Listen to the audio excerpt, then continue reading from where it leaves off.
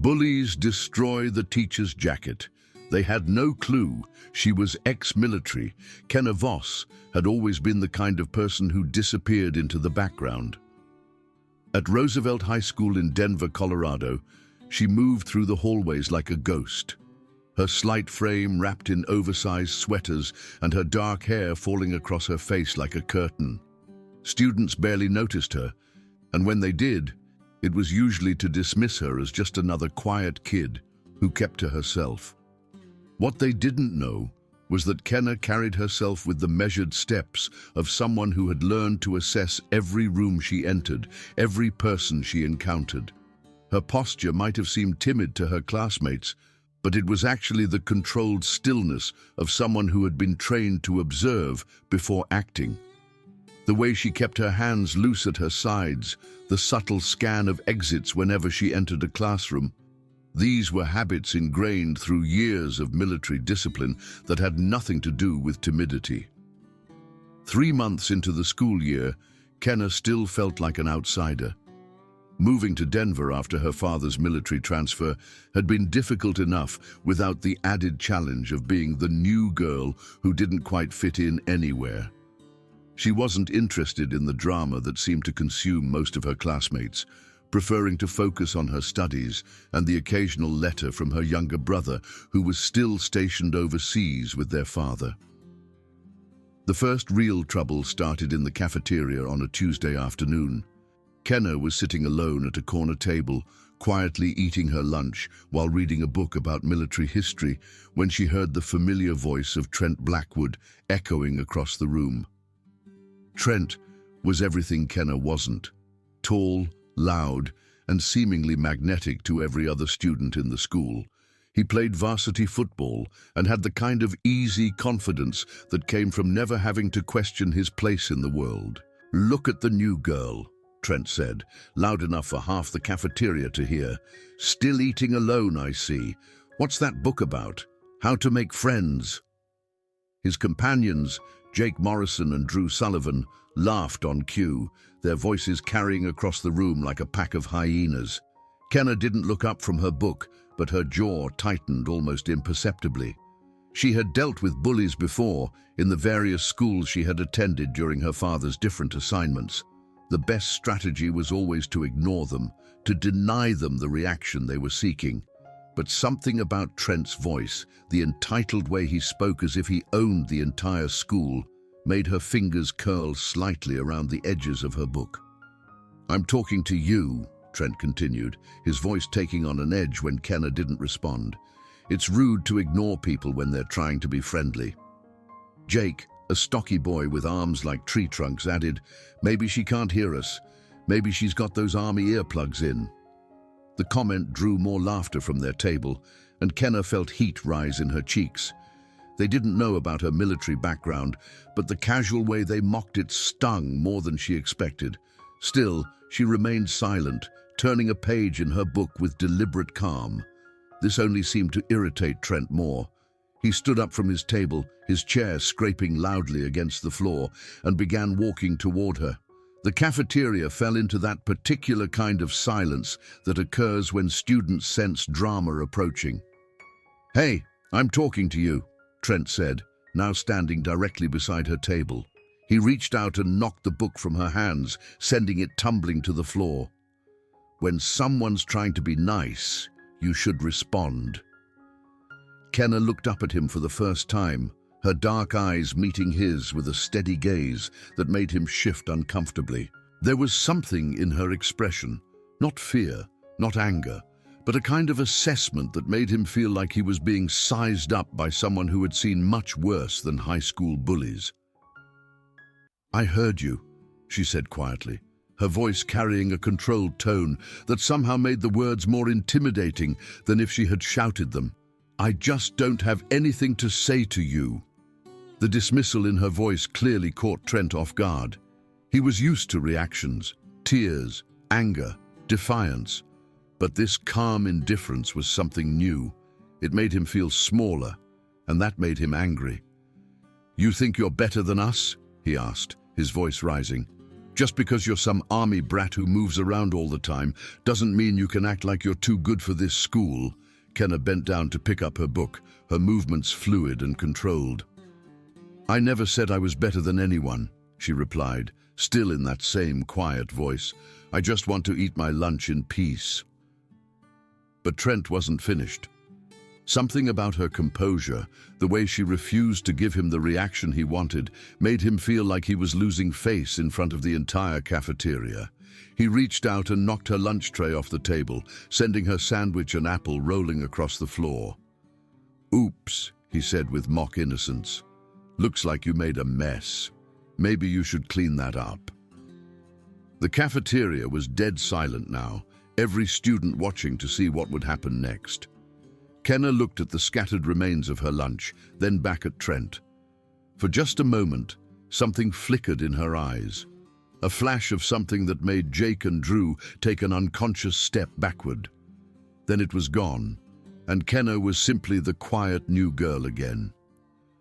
She stood up, gathered her things, and walked out of the cafeteria without a word, leaving Trent standing there with his victory feeling somehow hollow.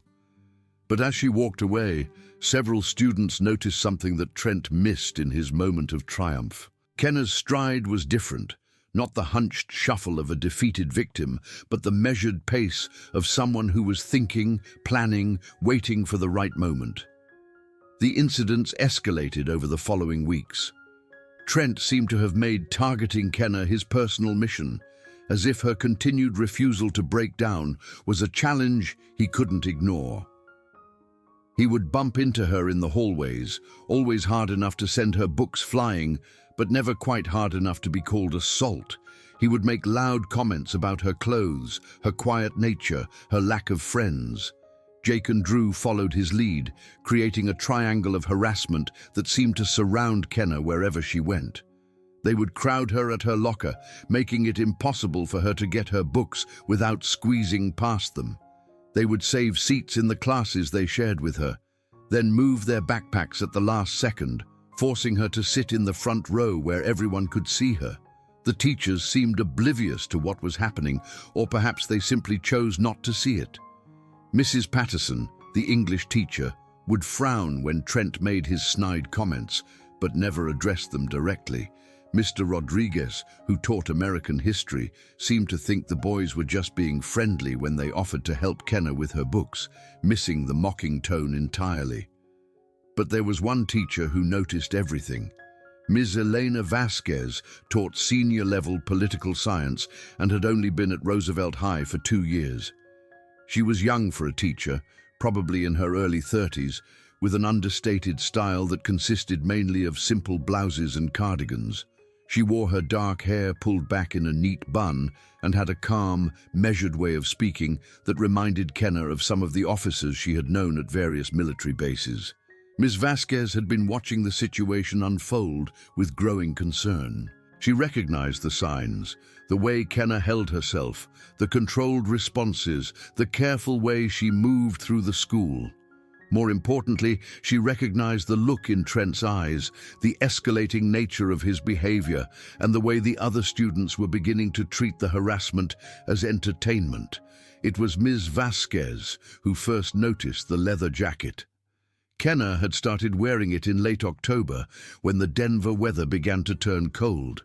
It was clearly military issue, well-worn brown leather with patches and insignia that had been carefully removed, leaving only faint outlines where they had once been. The jacket was too big for her slight frame, but she wore it with a kind of reverence that suggested it held significant meaning. Ms. Vasquez had served 6 years in the army before going back to school to become a teacher. She recognized the jacket immediately. It was the kind issued to military personnel in certain specialized units, the kind that only came from years of active duty in challenging conditions. The fact that Kenna wore it suggested it had belonged to someone important to her, someone who had served with distinction. The jacket became another target for Trent's harassment. He would make comments about it being too big, about Kenna trying to look tough when she was clearly just a scared little girl. He would tug on the sleeves when he passed her in the hallway, or grab the collar when she was getting books from her locker. "What's with the costume?" he would say. "Playing dress-up in Daddy's old jacket?" Kenna's response was always the same: silence, that steady look, and then she would continue with whatever she was doing. But Ms. Vasquez noticed that her jaw would tighten when Trent mentioned the jacket, and her hands would curl into fists at her sides before she consciously relaxed them. The breaking point came on a Friday afternoon in November. Kenna was walking toward the parking lot after school, her backpack slung over one shoulder and her jacket zipped up against the cold mountain air. She was thinking about the weekend ahead, about the letter she needed to write to her brother, about the history project that was due on Monday. She didn't see Trent, Jake, and Drew until it was too late. They had been waiting by the bike racks, apparently planning this moment. As Kenna walked past, Trent stepped out in front of her, blocking her path. "Hey, Army girl," he said, his voice carrying that familiar mocking tone. "Nice jacket. Where'd you get it, the thrift store?" Kenna tried to step around him, but Jake moved to block her path from the left, while Drew moved to the right. They had her cornered between the bike racks and the school building, with no easy way to escape. "I asked you a question," Trent continued, his voice growing harder. "Don't you think it's rude to ignore people?" "I just want to go home," Kenna said quietly, her voice steady despite the situation. "Please move." But Trent was beyond listening to reason. Something about her continued composure, her refusal to show fear, had been eating at him for weeks. He reached out and grabbed the front of her jacket, pulling her toward him. "You think you're so tough in this thing," he said, his face inches from hers. "Let's see how tough you really are." What happened next would be replayed in shocked whispers throughout Roosevelt High for weeks to come. Trent yanked hard on the jacket, trying to pull it off her shoulders. The old leather, worn from years of use, couldn't withstand the sudden force. The jacket tore along the back seam, the sound of ripping leather echoing off the school walls. But it was what fell out of the torn jacket that made Jake and Drew freeze in place. Military patches, medals, and commendations scattered across the pavement, a bronze star, a purple heart, multiple deployment patches from Iraq and Afghanistan. The items had been carefully stored in an inner pocket, wrapped in tissue paper like precious artifacts. Kenna dropped to her knees, frantically gathering the items with shaking hands. For the first time since she had arrived at Roosevelt High, her composure cracked. Tears ran down her face as she clutched the bronze star against her chest. "That was my brother's," she whispered, her voice breaking.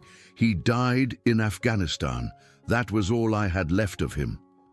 The words hit the three boys like a physical blow. Trent stood frozen, the torn jacket still in his hands, suddenly understanding the magnitude of what he had done. Jake and Drew had backed away, their faces pale with shock.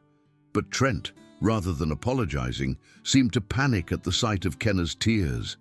In his mind, he had finally gotten the reaction he wanted, and some twisted part of him felt vindicated. "Well, maybe you shouldn't wear dead people's clothes to school," he said, his voice shaking slightly. "It's kind of creepy."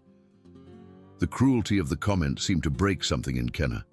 She looked up at him with eyes that were no longer sad, but blazing with a fury that made all three boys take an involuntary step backward. "You have no idea what you've done," she said, her voice low and dangerous. "No idea at all." She stood up slowly, the torn jacket falling from Trent's nerveless fingers. As she rose, something fundamental seemed to change in her posture. The timid slouch was gone, replaced by the bearing of someone who had been trained to stand at attention, to face down much more dangerous enemies than high school bullies. "You want to know about this jacket?" she continued, her voice growing stronger with each word. "My brother earned every patch, every medal. He served 3 tours in Afghanistan, saved 6 men from an IED explosion, and died protecting people who couldn't protect themselves. He was 22 years old."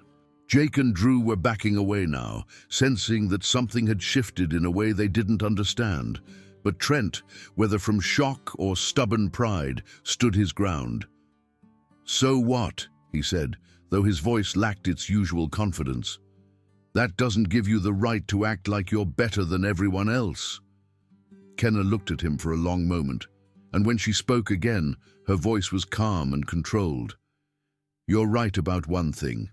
I have been acting like I'm better than you, but that's because I am better than you. I'm better than someone who would destroy something that means everything to someone else just to feel powerful." She began walking toward him, and something in her movement made Trent's eyes widen. It wasn't the walk of a victim anymore. It was the controlled advance of someone who had been trained to neutralize threats. "You want to know what else?" she continued, still moving forward. "I've been holding back this whole time, not because I'm scared of you, but because I was taught that strength should be used to protect people, not to hurt them. But you just crossed a line that I can't ignore." Trent finally realized that he was in serious trouble. The girl walking toward him wasn't the timid victim he had been tormenting for months. This was someone who moved with the fluid confidence of extensive training, someone whose calm demeanor was far more frightening than any angry outburst. "Look, I didn't mean," he started to say, but Kenna cut him off. "Yes, you did," she said simply. "You meant to hurt me, to humiliate me, to make me feel as small as you obviously feel inside. The difference is, I know how to handle bullies like you."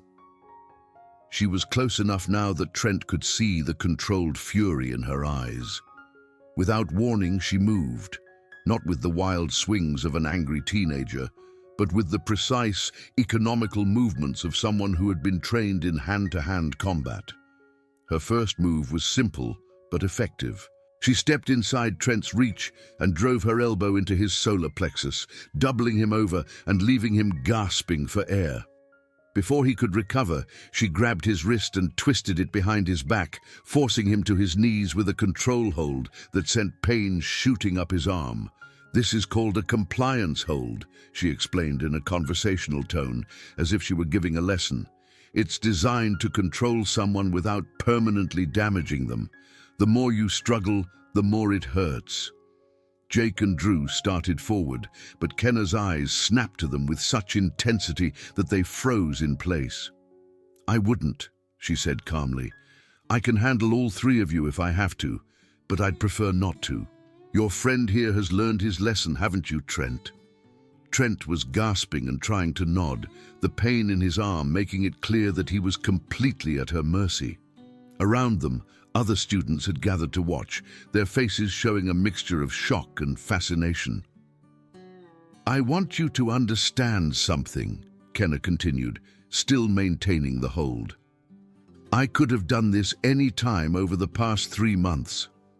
I could have ended your little game the first day you decided to make me your target, but I didn't, because I was taught that violence should be a last resort, used only when all other options have been exhausted." She released the hold and stepped back, allowing Trent to slump forward, clutching his arm, but she wasn't finished. "Stand up," she commanded, and something in her voice made it clear that this wasn't a request. Trent struggled to his feet, his face pale and his breathing still labored.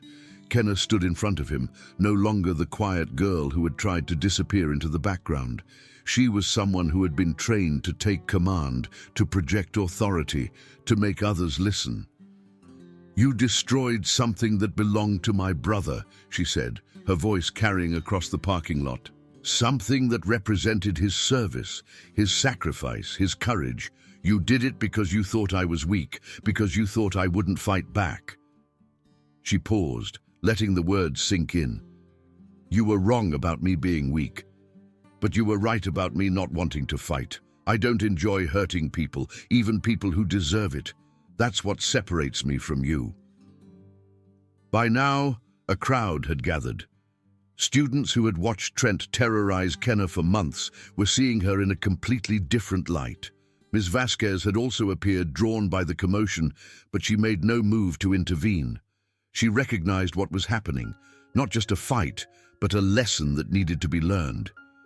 "I want you to pick up every piece of my brother's jacket," Kenna continued, her voice steady and authoritative. Every medal, every patch, every scrap of leather. And then, I want you to apologize, not to me, but to his memory. Trent looked like he wanted to argue, but something in Kenna's eyes made it clear that his options were limited. He knelt down and began gathering the scattered items, his movements clumsy and desperate. Jake and Drew remained frozen, suddenly understanding that their friend had picked a fight with someone far more dangerous than they had realized. The girl they had helped torment for months wasn't just quiet. She was controlled, disciplined, and capable of violence that they couldn't even imagine. As Trent handed her the gathered items, Kenna took them with careful reverence. She looked at each medal, each patch, as if she was seeing them for the first time. Then she looked back at Trent, and her expression softened slightly. "My brother taught me that strength isn't about dominating other people," she said quietly. "It's about protecting those who can't protect themselves. It's about standing up for what's right, even when it's difficult. You could learn from that." She turned to walk away, then paused and looked back at the three boys. "This ends here. You leave me alone. You leave other people alone. And maybe you'll learn what real strength looks like. But if you ever, and I mean ever, decide to target someone else the way you targeted me, you'll discover that I have a lot more training than what you saw today." The threat was delivered in the same calm, controlled tone she had used throughout the confrontation, but it carried a weight that made all three boys nod quickly.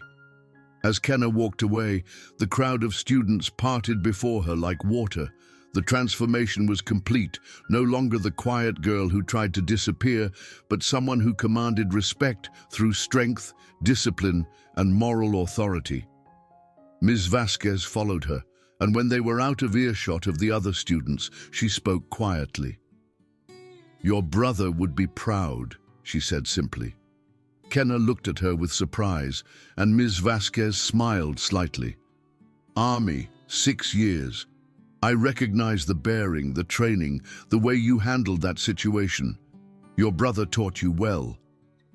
He taught me that strength should be used to protect people, not to hurt them," Kenna replied, echoing what she had said to Trent. "I didn't want to hurt him. I just wanted him to understand." "And now he does," Ms. Vasquez said. "Sometimes the only way to deal with a bully is to show them that they've picked the wrong target. But you did something more important. You showed him that real strength comes from restraint, from knowing when to fight and when to walk away." Over the following weeks, the dynamic at Roosevelt High changed dramatically. Trent, Jake, and Drew seemed to have lost their appetite for bullying, and other students began to treat Kenna with a mixture of respect and curiosity. She was no longer invisible. People knew who she was and what she was capable of. But more importantly, she had found her voice. She began speaking up in class, offering insights that drew on her unique background. She joined the school's debate team, where her ability to remain calm under pressure made her a formidable opponent. She even started a support group for students who had experienced bullying, teaching them some of the techniques she had learned for staying composed under stress. The torn jacket was beyond repair, but Kenna had it framed along with her brother's medals and patches. It hung in her bedroom, a reminder of the day she had learned to honor his memory, not just by wearing his jacket, but by embodying the principles he had taught her. Trent, meanwhile, had learned a lesson that would stay with him for the rest of his life. He began to understand that real strength wasn't about dominating others, but about lifting them up. He started volunteering at a local community center, working with younger kids who were struggling with the same issues he had faced. The confrontation in the parking lot became legendary at Roosevelt High, but not for the reasons one might expect. It wasn't remembered as a fight, but as a lesson in dignity, restraint, and the true meaning of strength. Students who had once been bystanders to bullying began to speak up, inspired by Kenna's example. And Kenna herself had discovered something important, that her brother's legacy wasn't just in the medals and patches he had earned, but in the principles he had taught her. She had learned that true strength comes not from the ability to hurt others, but from the wisdom to know when such strength is necessary and the restraint to use it only when all other options have been exhausted. The quiet girl who had once tried to disappear had become someone who stood up not just for herself, but for others who needed protection. She had learned that sometimes the greatest victory comes not from defeating your enemies, but from teaching them to be better than they were.